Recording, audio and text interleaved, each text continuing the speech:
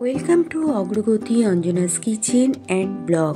নমস্কার, অগ্রগতি অঞ্জনার kitchen and ব্লগে সকলকে জানাই স্বাগত। আজকে চলে এসেছিলাম মাগুর মাছ দিয়ে শীতকালের স্পেশাল একটি ঝোলের রেসিপি নিয়ে। মাগুর মাছ আর ফুলকপি আলু দিয়ে তৈরি করে নিয়েছিলাম আজকের রেসিপি।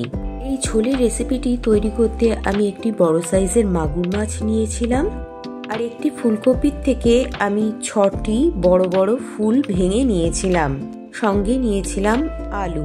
তো চলুন এবার রেসিপিতে ফিরে যাওয়া যাক। দেখুন, এখানে আমি একটি বড় সাইজের মাগুর মাছ নিয়েছি এবং মাগুর মাছটিকে 3 টুকরো করে নিয়েছিলাম। এবার ফুলকপিটির থেকে আমি 6টা বড় সাইজের ফুল বের করে নেব এবং আলুটার খোসা ছাড়িয়ে ঝোলের মতন করে কেটে নেব।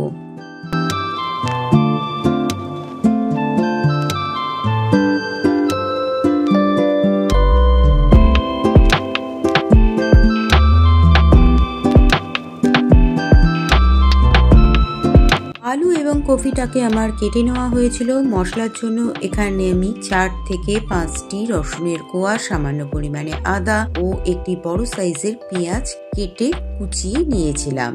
এবার ঝোলের মশলার জন্য আদা, রসুন, সামান্য কিছুটা পেঁয়াজের কুচি নিয়েছিলাম, কিছুটা ফোড়নের জন্য রেখে দিয়েছিলাম। এর ভেতরে একটি শুকনো লঙ্কা, 1 টেবিল স্পুন ধনের গুঁড়ো, 1 টেবিল স্পুন জিরের গুঁড়ো ও 1 চামচ কাশ্মীরি ঝালের গুঁড়ো দিয়ে আমি একটি মিহি পেস্ট তৈরি করে নিয়েছিলাম। অপরদিকে আমি গ্যাসের ওভেনে কড়াই বসিয়ে নিয়েছিলাম। তাতে পরিমাণ মতন সর্ষের তেল দিয়ে তেল গরম হয়ে যাওয়ার পর কেটে রাখা আলুগুলোকে আমি ওই গরম তেলের মধ্যে ছেড়ে দিয়েছিলাম।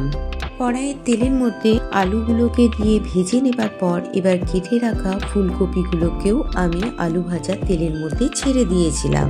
ফুলকপিগুলোকে ভেজে নেওয়ার আগে আমি একটু গরম জলের মধ্যে ফুলকপিগুলোকে দিয়ে ভাপ দিয়ে নিয়েছিলাম। এতে কি হয়, ফুলকপির মধ্যে যদি কোনো পোকামাকড় থাকে গরম জলে দেওয়া মাত্র সেগুলো কিন্তু একদম ফোটালেই বেরিয়ে আসে এবং ফুলকপিটাকে এভাবেই পরিষ্কার করে নেওয়া হয়। এবার ফুলকপিগুলোকে ভেজে কড়াই থেকে তুলে নেবার পর হলুদ এবং লবণ মাখিয়ে রাখা মাগুর মাছের পিসগুলোকে আমি কড়াইয়ের তেলের মধ্যে ছেড়ে দিয়েছিলাম। দেবার পর উল্টে পাল্টে নেড়ে চেড়ে অল্প ভাজা ভাজা করে তুলে নিয়েছিলাম।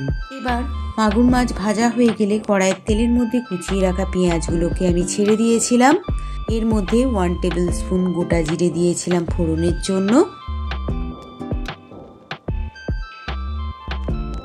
এবার গ্রাইন্ডারে পেস্ট করে রাখা মশলাটিকে আমি ফোড়নের মধ্যে ঢেলে দিয়েছিলাম।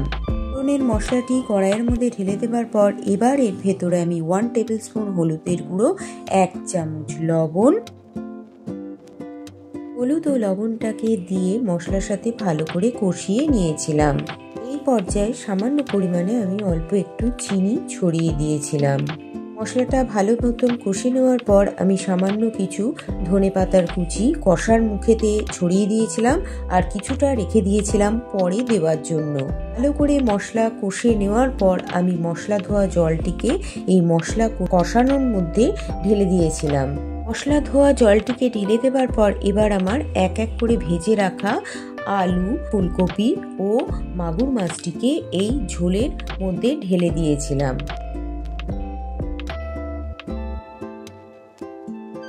এবার এর ভেতরে সামান্য পরিমাণে 1 টেবিল স্পুন মতন আমি গুঁড়ো গরম মশলা ছড়িয়ে দিয়েছিলাম।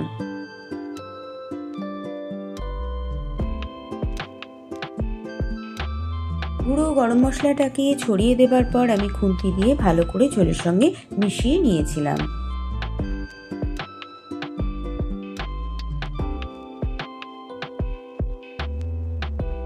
গুঁড়ো গরম মশলা ছড়িয়ে দেবার পর মিনিট 5 মতন ফুটিয়ে নেবার পর এবার এর ভেতরে দিয়ে দিয়েছিলাম সেই কুচিয়ে রাখা ধনেপাতা গুলোকে।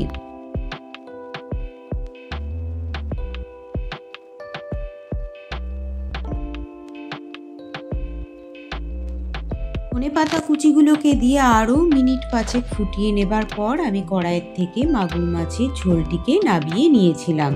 তাহলে তৈরি হয়ে গেল শীতকালের স্পেশাল ফুলকপি আলু দিয়ে মাগুর মাছের ঝোলের রেসিপি। তাহলে আজকের রেসিপির ভিডিওটি আমি এখানেই শেষ করছি। পরবর্তী আবার নতুন কোনো ভিডিও নিয়ে হাজির হয়ে যাব।